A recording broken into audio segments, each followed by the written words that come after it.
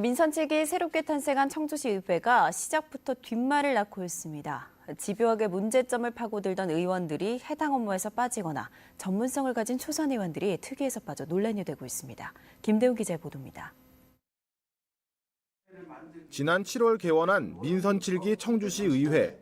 개원 한 달 만인 지난달 상임위 소관 업무를 일부 바꿨습니다. 도시건설위원회에 있던 환경 관련 업무를 재정경제위원회에 넘겨주고 이름도 경제환경위로 바꿨습니다. 환경 문제를 집요하게 파고드는 이른바 저격수 의원 2명이 도시건설위에 포함돼 있어 논란이 적지 않았습니다.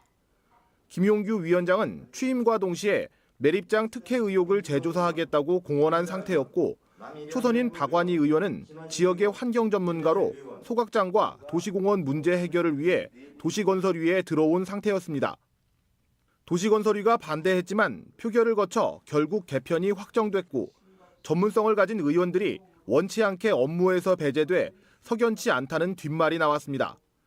당시 박완희 의원은 SNS를 통해 닥쳤던 게 지붕 쳐다보는 꼴이 되었다는 심경을 밝히기도 했습니다. 하지만 청주시 의회는 특정 상임위에 집중된 업무를 나눴고 민주적인 절차를 거쳐 문제가 없다고 반박했습니다.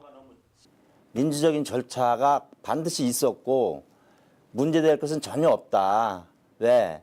의회 운영위원회에서 의원님들이 심도 있게 심의를 해서 이번에 특별위원회를 구성하면서도 논란이 일었습니다. 전문성을 가진 시민단체 출신 초선 의원들을 배제했다는 겁니다.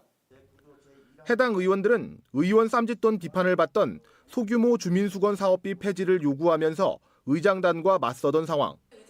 시민단체에서는 전문성을 배제한 길들이기식 의정이라고 비판했습니다. 민주적이거나 합리적으로 운영되지 않고 있다는 게 감지가 되고 있는데요. 그 시의회가 왕따의회, 또 길들이기 의회.